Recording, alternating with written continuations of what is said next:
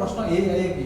आम छंद कविता को अनदेखा करवा आरंभ कले आम छंद कविता को से धरण लेखा पिला लिखा चेष्टा करूना आधुनिक शब्द शैली से माने जीवन खोजुंट आधुनिक शब्द शैली से मृत्यु को आलिंगन करुँच सब भितर तेरे छंद छंद दुई प्रकार गोटे हूँ अंत छंद आ गए बाह्य छंद जो गीति कविता आम आरंभ मध्य युग साहित्य देखीचे एमतीक आदि जुगे छंद एत ना शारदा दासर अमित्राक्षर छंद जो थिला आपणकर 18 शब्द ता तलक 8 शब्द किंतु मध्य जुगे ये जो नीति नियम विधि विधान सब आसला जतिपात आसला अलंकार उपमा प्रयोग आसला किंतु ये जो आधुनिक कविता आम लिखुचु वर्तमान समय ये कवितार भी गोटे अंत छंद रही बाह्य छंद देखा जाऊँगी कि प्रति कविता भर गोटे छंद थाए से छंद को छुई पारे से छंदर बास्ना को बारी पारे से छंद को आपण आधुनिक कविता आपण को से गीति कविता भाई आपको भल लगे अनेक पिला प्रश्न कि सर प्रेम कर बिना प्रेम जीवन ना एमती मृत्यु और प्रेमर सावित्री लिखुच्छे मृत्यु और प्रेमर महाकाव्य सावित्री तेणु जीवन जो सत्य मृत्यु जो सत्य प्रेम से सत्य बिना प्रेम सृजन एमती किसी देखिक से देचंती कि चिठीर आरंभ होती प्रियर प्रियतमा इति सरी अमुक जगह अमुक पाखे तेरे से अभिमानी को बुझापी के साहित्य आश्रा नहीं हुए तो मैडम जीवन को जब फेरवा के मैडम को बुझापी चेष्टा कर प्रकृत में मैडम तो पर जीवन में आसी मो माँ मो भौणी से सब मो जीवन में आसी जो मो सान भौणी सहित मुझे कली करे मु कवितार कली करे कवितार कली हुए से जदि मुझे मागिथी खाଇବା जिन मत दे न तो सका उठे दी झाड़ी कवितार कांथ उपर लिखि पठार मारी बापा घर गोड़ बाड़े बापा मत आस पचार बापा कृषक थे कि कवि भी थे आउ फांदी दूसरे सागे सागे शब्द छाड़ी कीर्तन करते राहस करते पुराण साहित्य बहुत प्रवेश से तो मुझे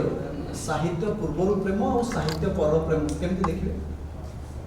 पूर्व पर प्रेमर किसी जो आम लिखा आरंभ कलु तो समाज को से दृष्टिकोण देखी नथिबु से हिसाब से प्रेम को से दृष्टिकोण देखी नथिबु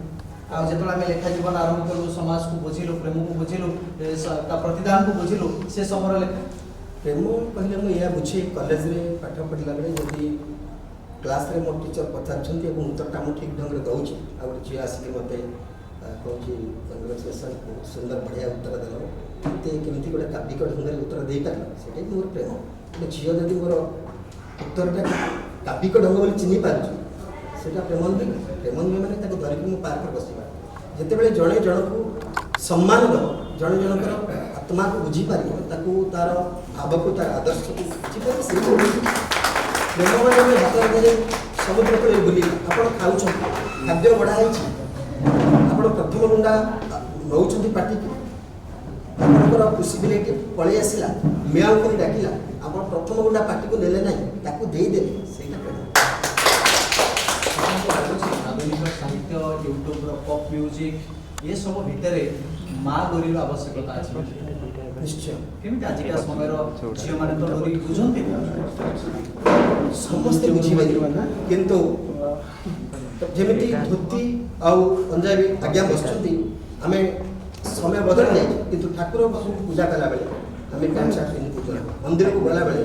आम धोती पंजाबी लोरी आवश्यकता ना बोली आजिकल साहित्यिक मान लोरी लोरी भितर जो संवेदनशीलता सहानुभूतिशीलता रही लोरी जिते आम हृदय को आम आखिरे निद कर दिए लोरी आमको आम भोक होते आमको माँ खुआला बेले इच्छा ना लोरी शुणी आम खाई दूँ आवश्यकता रही एवं भी मुझे कथा को 100% सम्मान जनाऊँगी कवि मैंने साहित्यिक मैंने से लोरी गीत गुड़िक माँ बड़मा बुढ़ीमा जो गप जो गीत लिखुचे से गीतर मत आवश्यकता रही लेखा रही भंज साहित्य पांडुलिपि लोककथा और सामाजिक विधि व्यवस्था जब सबुतक जड़ित केमती देखुछ ये गोटे बड़ प्रश्न हो पाए बृहत प्रसंग मत नहीं पारे मुझे आपको नहीं जाऊँगी पूरा प्राच्य साहित्य को वर्तमान आधुनिक साहित्य पाखे मुझे आपको रखिदेवी केमती देखुं साहित्यर भिड़ भितर आप कौटे ठिया होती कौन लक्ष्य करूछंती से भिड़ भितर आपन के अणविश्वासी लागिछि ना नहीं ये तमाम प्रसंग जतो आपन सामना को आसीबो कोन भाबनी से ମୁଁ ପୁରୁଣା ଯୁଗକୁ ପଳେଇ ଯାଉଛି ଆଧୁନିକ କବିତାରେ ତ ଆମେ ନୂଆ ନୂଆ କଥା କହୁଛୁ ସଭାଗ ମିଶ୍ର ଗୋଟେ ଦ୍ୱାସପର୍ଣ୍ଣା କବିତା ଯେତେବେଳେ ମୁଁ ପଢ଼ିଲି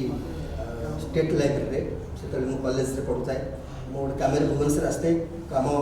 ସରିଗଲା ସମୟରେ ମୁଁ ଟିକେ କାହିଁକି ଟିକେ ଷ୍ଟେଟ୍ ଲାଇବ୍ରେରୀ ଦେଖିଲି ଏବଂ ସେଠି ସେତେବେଳେ ସେମିତି ବହି ଦିଆଯାଉଥିଲା ମୁଁ ଗୋଟେ ଦ୍ୱାସପର୍ଣ୍ଣା କବିତାର ଗୋଟେ ବହିର ଗୋଟେ କବିତା ପଢ଼ିଲି ସଭାଗ ମିଶ୍ରଙ୍କର ସେ କବିତା ହେଉଛି ମାଙ୍କଡ଼ କୁମ୍ଭୀର ଉପାଖ୍ୟାନ ଅତି ସରଳ କଥା ଲେଖା ହେଇଛି ଯେଉଁ ଗପ ଆପଣ ଜାଣିଛନ୍ତି ସେ ତାକୁ ଗଲା ଏ କଥା କହିଲା ତାପରେ କହିଲା ବୋକାଟା ନା କ'ଣ ଠକିଦେଲା ତାପରେ କୁମ୍ଭୀର ଯାଇକି ତା ସ୍ତ୍ରୀ ଆଗରେ ମନ ଦୁଃଖରେ ଠିଆ ହେଇଛି ତା ସ୍ତ୍ରୀ କହୁଛି କ'ଣ ଏତେ ମନ ଦୁଃଖ କ'ଣ ଆରେ ଭାଇ ମୋତେ ଠକିଦେଲା ସେ ମୁଁ ଏମିତି ରାନ୍ଧିଥିଲି ତୁ କଲେଜଟା ଖାଇଥାନ୍ତୁ ସେ ଲାଷ୍ଟ ଲାଇନ୍ ସଭାଗ ମିଶ୍ର ଲେଖୁଛନ୍ତି ଯେ ତମେ କାହିଁ ବ୍ୟସ୍ତ ହେଉଛ ସିଏ ବୋକାଟା କ'ଣ ବୁଝିଛି ପ୍ରେମରେ ମାଗିବା ମାନେ ପାଇଯିବା ଭଳି ତେଣୁ ଚମକି ପଡ଼ିଲି ମୁଁ କହିଲି ଆଉ ତା ପର କବିତା ମୁଁ ପଢ଼ିଲି ଆଉ ସେଇ ଧାଡ଼ିଟାକୁ ମୋ ଛାତିରେ ନେଇକି ପ୍ରେମକୁ ମାଗିବା ମାନେ ପାଇଯିବା ଭଳି ଆଚ୍ଛା ଏ କଥା ଆହୁରି ଆଗରୁ ଅଛି ସଭାଗ ମିଶ୍ର ମୋ ସମୟରେ କବି ଆପଣ ପୁରୁଣା ପ୍ରାଚୀନ ରଚନାକୁ ଯାଆନ୍ତୁ ବହିରେ ଫୁଟିଛି କଇଁ ଏତେ ନାଲି ଲୁଗା ପିନ୍ଧିବ ନାହିଁ ଦୈବ ସରିବ ନାହିଁ ଛନ୍ଦ ଭିତରେ ଲତିପାତ ଭିତରେ କି ଜୀବନର ଦର୍ଶନ ତେଣୁ କବିତା ପ୍ରତିଟି ଯୁଗରେ ପ୍ରତିଟି ସମୟରେ କାଳଖଣ୍ଡରେ ତାର କାୟା ପରିବର୍ତ୍ତନ କରିବ କିନ୍ତୁ କବିତାର ଯେଉଁ ଅନ୍ତଃସ୍ୱର ମୁଁ ଆଜି ଫେସବୁକରେ ଛାଡ଼ିଛି ଗୋଟେ ଧାଡ଼ି ଯେ ଶବ୍ଦ ଯେତେବେଳେ ଉତ୍ତରିତ ହୁଏ ତାହା ଯୋଗ୍ୟତା ରଖେ ଗୋଟେ କବିତାର ଧାଡ଼ିରେ ବସିବା ପାଇଁ ଯଦି ମୁଁ ଲେଖିବି ଯେ ମୁଁ ସଭାରେ ବସିଲି ମୋ କଥା କହିଲି ସେମାନେ ମୋ କଥା ଶୁଣିଲେ ଏହା କଦାଚିତ୍ କବିତା ହୋଇପାରିବ ନାହିଁ କିନ୍ତୁ ଯଦି ମୁଁ ଏ ଧାଡ଼ିଟି ଏମିତି ଲେଖିପାରେ ଯେ ମୁଁ ସଭାରେ ବସିଥିଲା ବେଳେ ସେଇ ଯେଉଁ ଦୁଇଟି ଆଖି ମୋତେ ବାରମ୍ବାର ଚାହୁଁଥିଲା ସେଥିରେ କ'ଣ ଥିଲା କି ଛାଡ଼ିଦେବି ତାପରେ ପାଠର ମଲା କ'ଣ ଥିଲା କାହିଁକି ଥିଲା କେମିତି ଥିଲା ସେ ଆଖିରେ କେଉଁ ଭାଷା ଲେଖା ହେଇଥିଲା କେଉଁ ଶବ୍ଦ ଥିଲା ଇଏ ହେଉଛି ଆଖି ଚାହିଁ କବିତା ଲେଖିଉଛି ଆଖି ଆମର ମାନସିକତା ଏବଂ ଆମର ସାଙ୍ଗକୁ ଗୋଟେ ଝିଅ ପୁଅକୁ ଗୋଟେ ପୁଅ ଝିଅକୁ ଦେଖିବାର ଯୁଗ ବିତିଯାଏ ସମୟ ବିତିଯିବ କିନ୍ତୁ ଆଖିର ଯେଉଁ ଚାହାଣୀ ଆଖିର ଯେଉଁ ଭାଷା ଆଖିର ଯେଉଁ ଆକର୍ଷଣ ଆଖିର ଯେଉଁ ଆମୋଦିତ ହେବାର ଗୋଟେ ଆଖିକୁ ଦେଖିକି ଖୁସି ହେଇଯିବାର ଇଏ କେବେ ଚଷମା ଭିତରେ ରହିଯାଉ ତ ବହୁତ ପିଲା ଚଷମା ଆଖିକୁ ଅନେକ କବି ମଧ୍ୟ ଆଖିକୁ ନେଇ କବିତା ଲେଖିଛନ୍ତି ସେ ଚଷମା ଭିତରେ ଥାଉ ଏମିତିକି ପ୍ରେମିକା ଯଦି ଶୋଇଛି ଆଖି ବନ୍ଦ କରି ଶୋଇଛି କିନ୍ତୁ ପ୍ରେମିକ ଏପଟେ ଅନିଦ୍ରା